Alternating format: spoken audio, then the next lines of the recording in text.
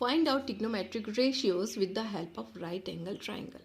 अब ये क्या होता है, इससे कैसे फाइंड आउट करेंगे? एंगल्स याद करो, फिर राइट एंगल ट्राइंगल से फाइंड आउट करो।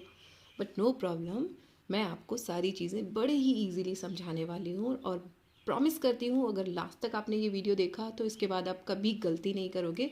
और लास्ट में एक आपके लिए बॉम्ब है, एक ऐसा फॉर्मूला जिसको आप हमेशा, इनफैक्ट याद भी नहीं करना है आपको, सिर्फ उसके कुछ वर्ड्स हैं, उसको आप याद कर लेना और आराम से आप ट्रिग्नोमेट्रिक रेशियोज फाइंड आउट कर सकते हो, ठीक वैसे ही जैसे मैंने आपको टेबल बनाना सिखाया था।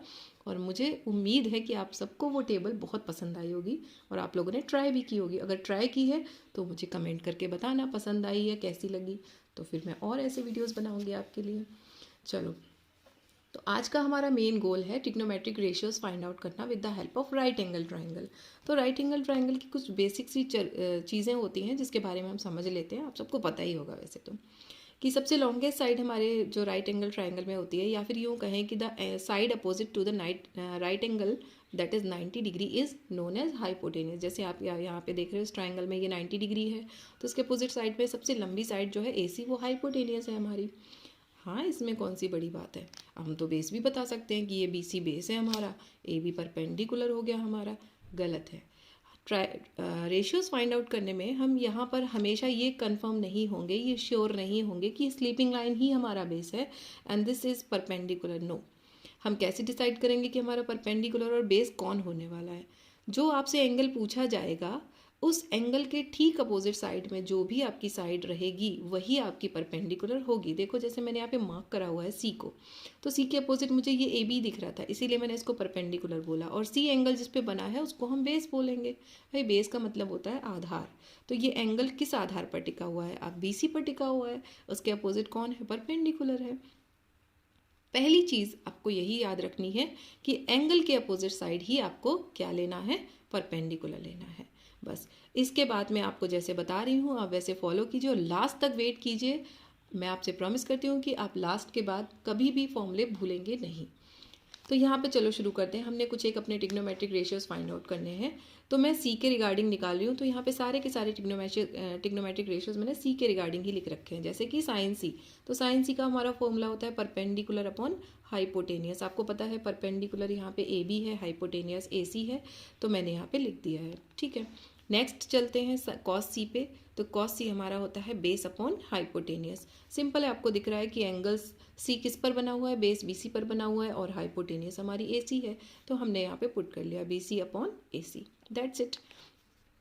अब हम आते हैं tan C पर। तो tan C के लिए मैंने आपको जब टेबल बनाना सिखाया था तो मैंने आपको समझाया था कि tan C हम साइन और कॉस से फाइंड आउट कर सकते हैं।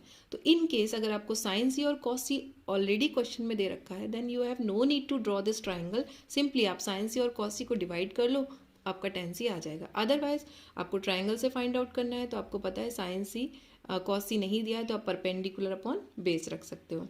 तो परपेंडिकुलर हमारा AB है और बेस हमारा BC है, तो वो मैंने यहाँ पे लिखा हुआ है AB अपॉन BC लिखा हुआ है। इसके बाद के ट्रिग्नोमेट्रिक रेशियोज, वैसे तो आपको पता ही है कि tan और cot आपस में रेसिप्रोकल होते हैं।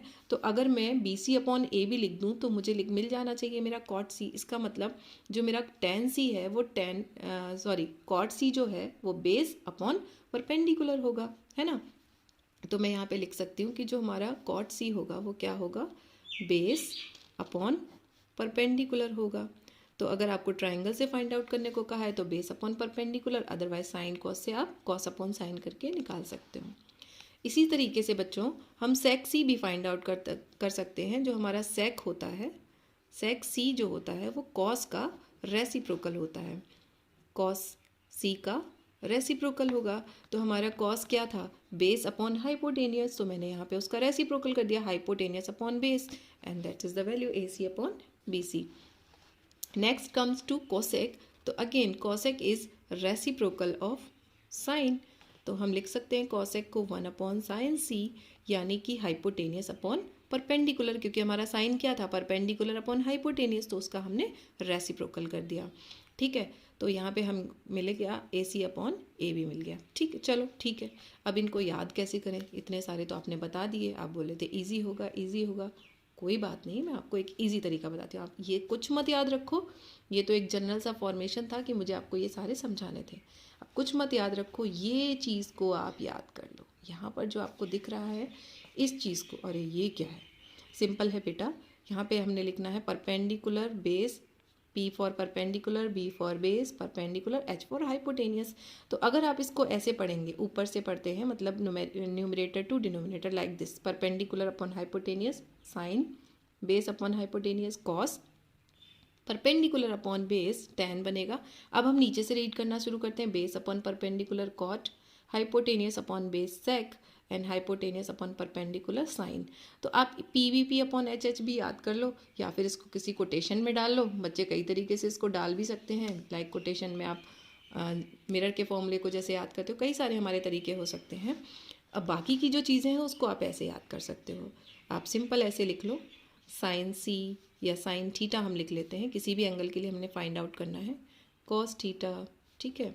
फिर हमने लिखा टेन थीटा, फिर हमने लिखा कॉट थीटा, फिर हमने लिखा सेक थीटा, फिर हमने लिखा कॉसेक थीटा।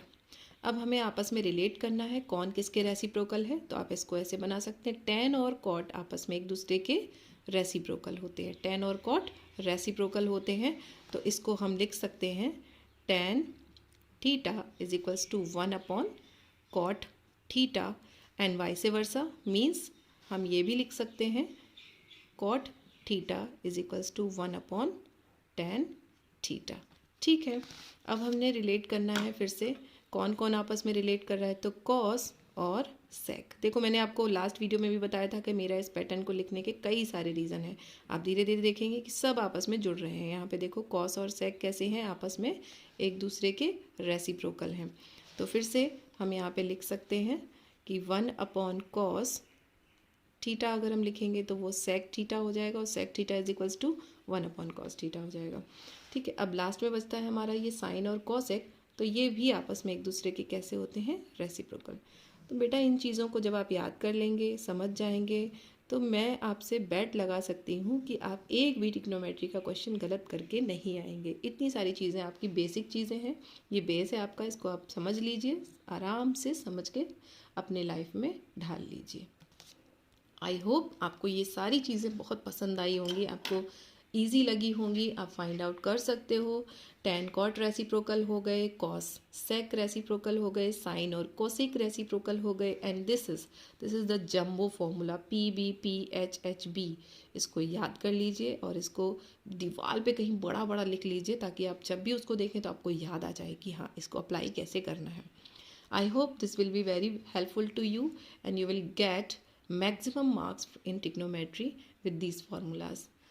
तो पढ़ते रहिए, फॉर्मूलाज अप्लाई करते रहिए। नेक्स्ट वीडियो में हम इन्हीं से रिलेटेड कुछ क्वेश्चंस करेंगे, और वहाँ पे आपको मैं कुछ और नए फॉर्मूलेज बनाना सिखाऊंगी जिनसे आप बड़े आराम से अप्लाई कर सकते हो। और वहाँ पर भी मैं आपको एक ऐसा फॉर्मूला बताऊंगी जो हर क्वेश्चन को आपको ईजिली सॉल्व करके देगा।